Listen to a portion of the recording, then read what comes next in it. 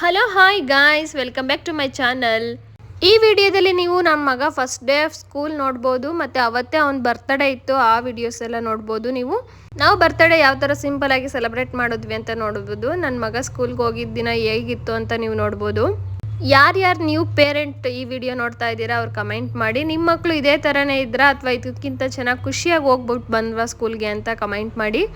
ಈ ವಿಡಿಯೋ ನಿಮ್ಗೆ ಇಷ್ಟ ಆದರೆ ಪ್ಲೀಸ್ ಸಬ್ಸ್ಕ್ರೈಬ್ ಮಾಡ್ಕೊಳ್ಳಿ, ಶೇರ್ ಮಾಡಿ, ಕಮೆಂಟ್ ಮಾಡಿ. ನನ್ನ ಮಗನಿಗೆ ಸ್ಕೂಲ್ ಅಡ್ಮಿಷನ್ ಮಾಡಿದ ವೀಡಿಯೋಸ್ ನಾನು ಲಾಸ್ಟ್ ವಿಡಿಯೋದಲ್ಲಿ ಪೋಸ್ಟ್ ಮಾಡಿದ್ದೀನಿ. ಆ ವಿಡಿಯೋ ಬೇಕಂದ್ರೆ ನೋಡಿ, ನಾನು ಯಾವ ಸ್ಕೂಲ್ಗೆ ಹಾಕಿದ್ದೀನಿ ಅಂತ ಅಲ್ಲಿ ಗೊತ್ತಾಗುತ್ತೆ. ಫಸ್ಟ್ 1 ವೀಕ್ ಬರೀ 1 ಅವರ್ ಮಾತ್ರ ಇತ್ತು.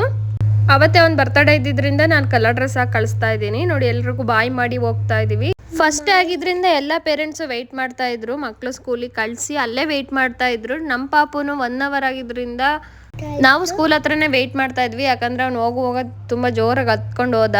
ವಾಪಸ್ ಬರುವಾಗಲೂ ಕೂಡ ಅಳ್ತಾನೆ ಬಂದ. ನೋಡಿ, ಟೀಚರ್ಸ್ ಕರ್ಕೊಂಡು ಹೋಗ್ತಾ ಇದ್ರು, ಅವ್ರನ್ನ ಬಿಡಿಸ್ಕೊಂಡು ಓಡ್ ಬರ್ತಾ ಇದ್ದಾನೆ ಅಳ್ತಾ. ಅಲ್ಲಿಂದ ನಾವು ಮನೆಗೆ ಕರ್ಕೊಂಡು ಬಂದ್ವಿ. 1 ಅವರ್ ಸ್ಕೂಲಲ್ಲಿದ್ದು. ಜೂನ್ 1 ಅವ್ನು ಸ್ಕೂಲ್ಗೆ ಹೋಗಿದ್ದು. ಸೊ ಅವತ್ತೇ ಅವ್ನ ಬರ್ತಡೇ ಕೂಡ ಇತ್ತು.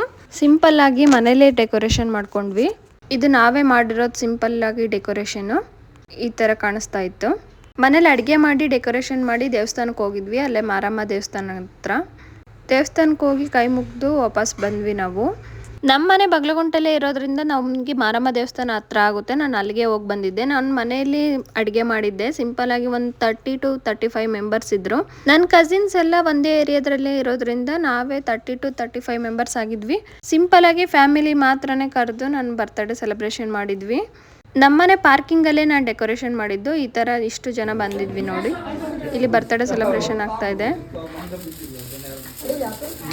ಕೊಡಿ.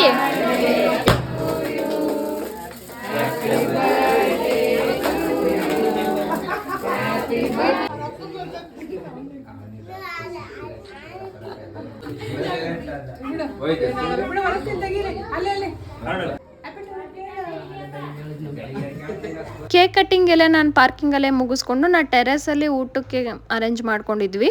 ನಾನು ಜಾಸ್ತಿ ಹಿಂಗೆ ಕ್ಲಿಪ್ಪಿಂಗ್ಸ್ ತೊಗೊಂಡಿಲ್ಲ. ಇಲ್ಲಿ ನಮ್ಮ ಪಾಪು, ನಮ್ಮ ಅಕ್ಕನ ಮಗ ಆಟಾಡ್ತಾ ಇದ್ದಾನೆ. ನೋಡಿ, ಕೆಳಗಡೆ ಬಿದ್ದಿರೋ ಪೇಪರ್ಸ್ ಎಲ್ಲ ಎತ್ಕೊಂಡು ಆಟಾಡ್ತಾ ಇದ್ದಾನೆ. ನಮ್ಮನೆ ಹಾಲ್ ಸ್ವಲ್ಪ ಚಿಕ್ಕದಾದ್ರಿಂದ ನಾವು ಟೆರೆಸಲ್ಲೇ ಊಟಕ್ಕೆಲ್ಲ ಇಡೋದು. ಟೆರೆಸಲ್ಲಾದರೆ ಗಾಳಿ ಬೆಳಕು ಚೆನ್ನಾಗಿರುತ್ತೆ ಅಂತ. ನಾನು ಊಟಕ್ಕೆ ಪಾಯಸ, 2 ಥರ ಪಲ್ಯ, ಹೆಸರು ಬೇಳೆ, ಬಜ್ಜಿ, ಹಪ್ಪಳ, ಪಲಾವ್ ಮತ್ತು ಅನ್ನ ಸಾಂಬಾರು ಮಾಡಿದ್ದೆ. ನನ್ನೊಬ್ಳಿಗೆ ಇಷ್ಟೇ ಮಾಡೋಕ್ಕಾಗಿದ್ದು.